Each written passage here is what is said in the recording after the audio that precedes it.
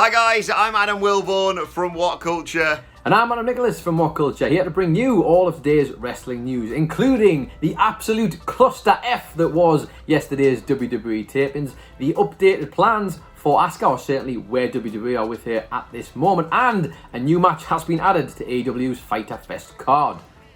Plus, big plans for Mustafa Ali and his return to TV, all the fallout from last night's episode of NXT, and 2 new signings for AEW. This is the news. This is indeed the news. Let's not waste any more time and get into it. All of the madness that's going on at WWE at the moment. Now, as you'll know, there was a confirmed case recently of the current global bastard, I believe that's what you're calling it these days, Mr. Wilborn, and it's caused all sorts of problems, delayed WWE's tapings that they normally have, and they were preparing to do the sort of updated tapings yesterday, but as a result, things didn't go quite to plan, and it was confirmed by sources within the company. This is obviously coming to you from, who's it coming from? It's coming from WrestleVotes, of course, our friends over at WrestleVotes, who spotted their source, Adam Wilborn, and posted a little tweet yesterday, and I will just read it out in regards to someone mentioning how things were going at WWE currently. They questioned, a mess at the PC today, ? To which their source replied, how can I put this nicely?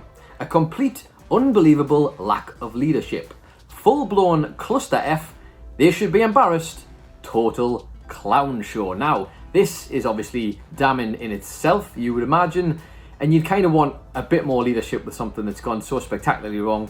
And lots of talk about perhaps maybe the testing hasn't been ongoing. It was just a one and done, and now we're finally finding this out now. Lots of crazy stuff going on. But on top of that, obviously the tapings for this was to try and get things in the bag for SmackDown next week. That got cancelled, but they did manage to record WWE main event. They did manage to record 205 Live, and as well, I think they got episodes of Monday Night Raw and 2 episodes of NXT in the bag. So imagine being in that crowd for that. However, to add to the woes of this, Wilborn, before I throw it to you, Kevin Owens as well did not go to the tapings. He decided against it because of all of the, well, understandably, a confirmed case is worrying for anybody involved. He apparently spoke to WWE brass on early Wednesday morning, and as we're being told, this is all coming from Sean Ross Sapp at Fightful.com, he's not in the doghouse, there's no heat on him, and apparently he was all above board. He spoke to them and said he didn't feel comfortable doing it, but this is not good for WWE, is it, Mr. Wilborn? I mean, I have no complaints with Kevin Owens. we literally, when we reported this the other day, said this is the exact reason why you ain't going to see Roman Reigns on WWE for quite some time. It's such a dangerous working environment. I mean, even if you do all the best testing, if you do things like New Japan have apparently been doing, it's still risky. It's still inherently risky. None of the tests are completely safe. Whether you're doing temperature checks or legitimate tests, you still don't really know for sure because there's, some people can have false positives and what have you. It's been a dreadful week when it comes to WWE for this sort of thing. From finding out that they said, well, if you're going to wear a mask, stay at home, to finding out about the confirmed case, of course, combined with the fact that was the show where the Street Profits literally walked through the crowd. Yeah. To, like you say, Kevin Owens saying he's not coming in. To, I mean, I joked. I think it was with Sidgwick. I joked about them basically doing a test where they go, right, so I'll see how warm you are, put that on the forward. And then even if it is hot, going, well, it is hot outside. It's Florida after all. In you come. It's like, what have you got? A bit of a cough, have you? Tell you want to clear that up. Good cuddle. Come here, mate. It's just awful. It's just so backwards what they are doing. And yeah, we haven't even had time to mention the tweet that some people may have seen doing the rounds. I think Alvarez retweeted it about is it the Orlando airport? Where they were like, okay, we'll test everyone at the Orlando airport just to make sure everything's all right. And literally half of the cases came back as positive. It's awful. And like you say, there was now claims that WWE basically did one test and went, well, that covers it. There we go. One test, man. One test. Awful. And yeah, obviously we can't swear here, but I think the phrase ClusterF is the best way of summing it up. Whoever WrestleVotes' sources have nailed it absolutely on the head. But let us know your thoughts. I realise, some people are divided upon this issue, but I don't think anyone can argue with how WWE have handled it, especially this week. Let's talk though now about Mustafa Ali. Loads of speculation, of course, swirling about when he's going to return to TV. And now, according to PW Insider, he has been moved to Monday Night Raw, having not been on WWE TV for the entirety of 2020. Now, that's quite exciting. Obviously, the last person we've seen shift brands properly was AJ Styles, who's now the new Intercontinental Champion. So maybe this means good thing for us, Mustafa Ali. But I'm very confused because I would have bet my house, Adam Nicholas, on Mustafa Ali being the SmackDown hacker. Now, I realise that's kind of been taken off TV for a while. In my opinion, probably because of all the issues in the world right now, and it kind of felt a little bit at odds with that sort of thing, and the whole "the truth will be heard," etc., etc.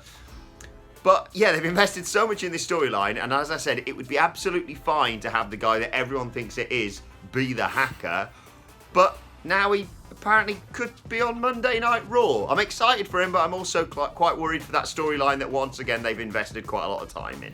Maybe the story here is that he's just hacked his way across to Monday Night Raw. Is that what? He's like glitched his way through the matrix of SmackDown and into Monday Night Raw. I hope that they do pay this off, because to be honest, there was a lot of intrigue and it was getting some traction, wasn't it? It was really going quite well, in my opinion. And just because sometimes these things are obvious doesn't necessarily mean you should always swerve away from it. Even looking at the WWE's neighbours, AEW, we went on for weeks trying to figure out who the leader of the Dark Order was going to be, and ultimately it was one of the guys who we all pretty much knew it was going to be. There was only two choices in the end, Matt Hardy or Brody Lee, and it ended up being Brody Lee. Was everyone disappointed? I don't really think so. No, exactly, but hopefully this either means, like you say, the gimmick continues, but just on Raw, which it would be fine, I suppose. But more importantly than that, I think Mustafa Ali deserves a huge push. He's so talented. He's got a wonderful story behind him. And when they take people off telly for this long, he's been off telly for half a year now.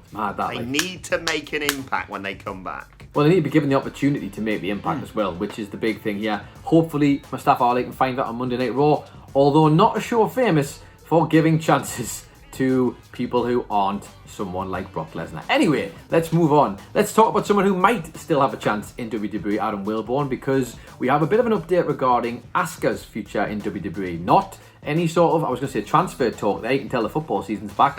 Not that she's going to be leaving or contract talks or anything like that, but there was a lot of speculation that perhaps her push as WWE Women's Champion on Raw might not have been lasting, because Paul Heyman was one of the guys who was very high on her, and of course he has been let go from his role as the Raw Executive Director. Still an on-air talent, but not the director of that anymore.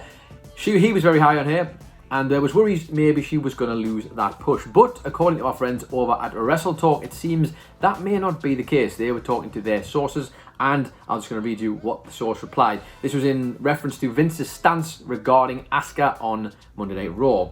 They said he's still high on Asuka, and she won't be hurt by Heyman gone, which is exciting, I think, in terms of how many times have we seen Asuka supposedly going to get a chance and then have the rug pulled from underneath her. That is a top talent. She was excellent. She has been excellent and continues to be excellent throughout the empty arena era. She deserves the spot, and really, she should have been there a bit sooner, I think. It's the reassurance we kind of needed right now, though, off the back of that non-finish Backlash, and then the referee quit counting just because Nia Jax shoved him on Monday Night Raw. I needed to hear stuff like this. Hopefully she will hold the title past SummerSlam. In my opinion, as much as it's going to piss people off, I would have Asuka versus Charlotte Flair at SummerSlam, because there's a great story there, of course, of having Asuka never having beaten her. She finally overcomes that hurdle there, and then I've booked this a million times. There's a road from SummerSlam to WrestleMania between Asuka, Shayna Baszler winning the Rumble, maybe even, considering he's not exactly busy, with Paul Heyman as Shayna Baszler's advocate. But yes, more importantly than all that, glad to hear that Asuka's position supposedly is safe, although Vince changes his mind like that. And yeah, she should retain that Raw Women's Championship for months to come. Let's talk about what happened on last night's episodes of NXT and Dynamite now, though. Before we get to Dynamite, let's talk about NXT. 2 tag team championship matches on the show. Both saw the champions retain. Imperium defeating Breezango with a whole load of tag team chaos. Indus Sher, Danny Burch and Oni Lorcan, once I get his name out, battling round ringside and all that. In amongst all that, yes, Imperium retained their titles. And Bayley and Sasha Banks main eventing. Great little match against Tegan Nox and Shotzi Blackheart. Well worth checking out that. They go on to defend those titles on Monday night. We will get to the team they are going to face in due course. But some interesting stuff heading off the back of NXT as we look forward to the next few weeks.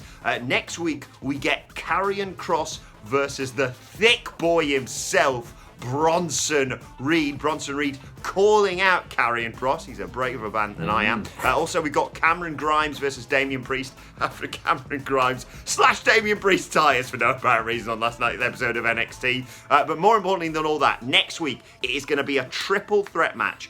The reigning NXT North American champion Keith Lee defending his title against Johnny Gargano and Finn Balor. And not only that, but the winner of that match will go on to face NXT champion Adam Cole on the 8th of July in a winner-takes-all match. My God, I love this stip, Adam Nicholas. Oh, you know, it's been a while since I feel like we've seen something like this on NXT in terms of the big high stakes like that. I mean, that is just... There's a lot of ways I would have wanted this to go, genuinely. I think the one thing that's excited me the most about this is that Finn Balor is in the mix there, because I believe genuinely Finn Balor is the man to take the belt off Adam Cole. In my personal opinion, what a way it would be if he was to win the North American Championship and then go and win the NXT Championship as well. I am salivating at the very thought of it, and I may or may not be touching myself this evening. Who knows? That's not important. What is important though is that it's great to see stuff like this back on NXT. We need some good storytelling. This should hopefully lead to it. Yeah, good stuff. All I will say is temper this with the amount of championship matches we've had on NXT recently. Please let it go to a finish. Both matches. God. Please, yes. For God's sake, just let them have a winner. No one is going to be harmed more than if they don't have a finish. I'd rather see Finn or Cole or Gargano or Lee lose than have a non-finish in that match. But very interesting. 8th of July, of course, the second week of Fyter Fest. Now with a winner-takes-all North American Championship versus NXT Championship match. Oh, it's going to do numbers. Oh, delicious. As Keith Lee would say, oh my God.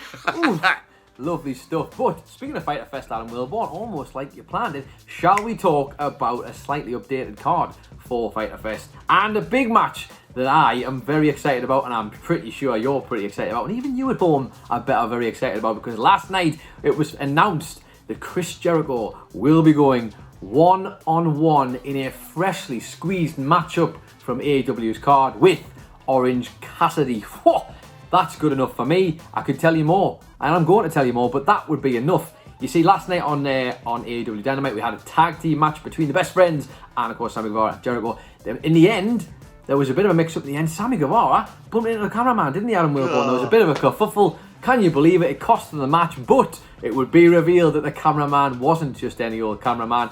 It was Stone Cold. No, it wasn't. It was Orange Cassidy. And what happened after this was it all kicked off. Jericho was not very happy. And from the ensuing brawl and madness that happened, it was indeed announced we'll be getting Jericho versus Orange Cassidy at Fyter Fest. I am very excited about that. And with that match, let me just give you an updated card before I get the opinions of another freshly squeezed man, Adam Wilborn. This makes it that we've got now Chris Jericho versus Orange Cassidy. We have Hikaru Shida versus Penelope Ford for the AEW Women's World Championship. Cody Rhodes versus Jake Hager for the AEW TNT Championship. Hangman Page and Kenny Omega defending their belts against the Best Friends. That'll be another great match. And we have Jon Moxley defending against Brian the goddamn Monster Cage, his AEW World Heavyweight Championship. Adam Wilborn, your thoughts? I just adored this finish to Dynamite this week. Because I think once we saw that the main event was going to be Best Friends versus Le Sex Gods for that number one contender shot at the tag team titles, I thought, Cassidy's probably going to get involved. But I've been so tuned to like other other company's wrestling, let's say, that I figured he was just going to walk out, hands in pockets on the ramp, and Jericho was going to do the whole and then just get rolled up or something. Instead, he trips Sammy Guevara, climbs up onto the ramp, puts down the camera, takes off the cap, takes off the jacket. He's got a bandage across his head where he got twatted with the bag of oranges the previous week, of course. And it's so funny because it was obviously him letting out a lot of emotion, but it was also like, oh, he's trying again now. Now you're in trouble. I love it. I'm really looking forward to Fyter Fest for the next, well, not the next couple of weeks, but from July 1st and July 8th, of course. A great few weeks of TV, and like I said, Wednesday nights are just the best night for wrestling. Just very quickly update you on two other big pieces of news coming off the back of AEW Dynamite. We had two debuts last night. Ricky Starks, the brilliant former NWA wrestler, is now a part of AEW. He answered Cody Rhodes' TNT Open Challenge last night, unfortunately not winning the title. Cody retained in that match, but subsequent to that, it was announced by social media that Ricky Starks is All Elite. If you don't know about him, he is phenomenal. As I mentioned there, he's really made a name for himself over in the NWA, and I'd expect big things from him in AEW. And Abaddon made her debut last night. She's bloody terrifying. Yes, she defeated Anna Jay last night.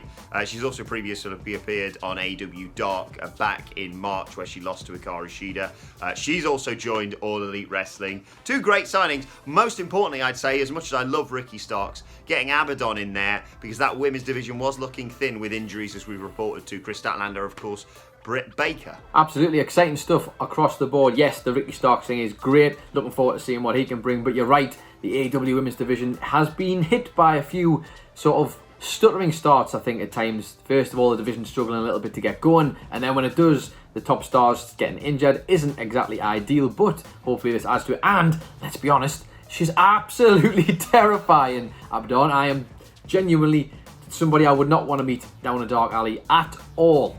I just love the fact that when she came out, they were trying to do her introduction. Excalibur was like, oh yeah, well, we've seen her before, of course, on Dark. And JR just went, enough of all that. Look at her. What's this?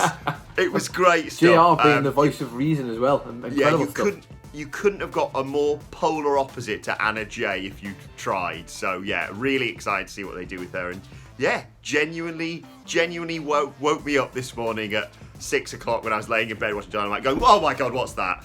So yeah, really excited to see what they do with her. Right, let's move on to your Twitter questions at WhatCulture WWE. Of course, if you want to get in touch with us. First question here comes from Stuart Taylor, who says, who do you think will be the new top superstars on Raw with all the changes? Now, I assume Stuart there is, of course, hinting at the sort of backroom changes. Do you see different people getting a push? We sort of mentioned the relief that Asuka is going to sort of retain that top spot. I mean, there's always a chance. New changes often bring... Well, how long they stick with them, of course, we'll have to wait and see. But I would like to see... I really want to see, as you mentioned already, Shayna Baszler just get back in the mix of things would be great. Bianca Belair's the one for me. I need some Bianca Belair wrestling because they've taken her away from NXT and she has been given precisely nada to do. We need some actual wrestling from her. She's incredible. I think she could totally take the whole thing by storm and would be a credible title opponent for anybody who was the champion at the time. You are an optimist for this one. I'm going to be a realist. The 7-foot ninja is probably going to be challenging for the world title. Probably going to happen. I mean, I laugh, but yeah, unfortunately, it's probably true, isn't it? And look, everyone, the Big Show's back. Second question today kind of relates to what we're talking about with NXT. Comes from Rahul V. Krishnan on Twitter, who says, with NXT announcing a winner-take-all match between Adam Cole and the North American champion, do you guys think that the loser of that match will be promoted to the main roster? If yes, who should be called up? Now, I read this and thought of it in a different way in terms of one of the 4 men involved in it could be called up. Now I reread it, I see he means the big championship match. But how do you see this going? And, you know, with the 4 men involved, do you see anyone getting transferred, not to the main roster, to Raw or SmackDown? Yeah, it's interesting because, I mean, for the match in general, let's just talk about as if we're referring to whoever wins, the overall thing. We've got Cole, and I think, for my money, I would choose Bálor. There's always a chance it could still be Keith Lee, of course, but I think Bálor would be the way that I would go with that. Because They might want to give him the honour of getting the Triple Crown if he ever gets the other belts as well. So I would say if it's going to be Bálor and Cole, I genuinely think I'd have Bálor win that match. And working on that premise, I could certainly see them saying maybe it's time for Adam Cole and the boys to go up to the main roster, if you will. Would that be detrimental to NXT? Possibly. You'd be missing the Undisputed Era, but I think they'd be able to fill those gaps. They've done it before and they could do it again. And kind of the right time period now in the post. You could potentially keep them off TV for a bit and then stick them on immediately post SummerSlam to just launch them into that sort of post-summer autumnal heading towards the Royal Rumble time. I should say I would still be worried about them. That doesn't mean I wouldn't be worried about them on the main roster, but it does mean I could see them do it. I agree. Although the first name I thought of to transfer over was Keith Lee. When he came out last night and was like, I'm going to be NXT champion, I thought, no, you're probably not. No, you're not. But I would love, there's so many mouth-watering encounters, and the way, as we talked about, the way things have changed over on Monday Night Raw, as much as I'd love to see him on SmackDown mixing it up over there, I think I could easily see Keith Lee being transferred to that, just because of the impact he had and how hot he was around, sort of Survivor Series last year. Final question today comes from Bert the Hurt Burton. Great name. Very good name. Bert says, if the TNT Championship is truly open to anyone from any promotion, how long is it before we see Marty Scurll challenge for it and open up the door for an AEW ROH battle? Well, I think I'd like to see it. We obviously got that little tease, didn't we? Marty turned up in an episode of Being the Elite not too long ago. Let's be honest, this is a guy who has a great relationship with these guys, and you'd think with him having some semblance of control over Ring of Honor, that would be a no-brainer for me. AEW has always prided themselves on being the company that does things a little bit differently. We've seen them work alongside New Japan so far, maybe not entirely, but there's been certainly things that have worked either way in that department. I'd like to see it happen with Ring of Honor. Marty Scurll is a great talent. I'd love to see him go across there. But let's just talk about it. If the TNT Championship is open to anybody, the best question you want to ask Adam Wilborn is, when is Simon Miller going to be challenging for that belt? I will leave you with that. Can you imagine Cody cutting a promo and then, why? Boom, boom, boom. Here's why. Get involved, Miller. Do it for the rest of us. Right, let's move on to today's and finally, and just at my excitement for the forthcoming match for Monday Night Raw, I thought I'd share this with you. It's doing the rounds on Squared Circle thanks to user Dax and Cash. I wonder if that's the real ones. I sincerely doubt it. Shared this epic image of the Iconics paying tribute to HBK. This looks spectacular. Well, they did this a while ago, didn't they? Everyone was doing was it just HBK or DX? There was a time when they've done both, but I knew Nakamura did one, didn't he? If I remember right. There's a whole host of people did stuff, but I remember seeing this image a while back and thinking, how has Adam Wilborn not messaged me about this yet? This may though have been just before possibly you got right into the Iconics, but I'm glad you've seen it now, and just look at how fantastic that image is. Wonderful stuff. Get it on your locker that you don't have. I just love the fact that the top comment from Speed Z6 is HB Kayla! Love it. Great stuff. Yeah, I think that's my new cover image on Twitter or wherever it may be. So excited for Monday night. They're going to win the tag titles, mate. And I'm going to be unbearable. Well, they were supposed to win them on Sunday, but they didn't lose them. They didn't get pinned. Didn't win them though, They didn't win, but they didn't lose, alright? Let us know your thoughts on that and all today's news stories in the comment section below. Don't forget to like, share, and subscribe. And subscribe to WhatCulture Wrestling on either iTunes, Spotify, or wherever you get your podcasts from for daily wrestling podcasts. Myself and the Dudley Boys reviewing NXT and Dynamite a little bit later on today. Plus, you can let us know your thoughts and Twitter questions on Twitter at WhatCultureWWE. Watch there, follow both of us. You can follow Adam Nicholas at... Slightly lower down, at It's Adam Nicholas. You can also follow Adam Wilborn at... Adam Wilborn. As Vince Russo would say, Adam Wilborn. Oh, and if you haven't seen that, that's why you need to go to his Twitter account and watch the lovely video that Vince Russo did for him on Cameo, his best friend, undoubtedly. Yeah, it's not a work for once. You can follow us all at WhatCultureWWE, as I said, but for now, my thanks to Adam Nicholas. Thank you for joining us, and we will see you soon.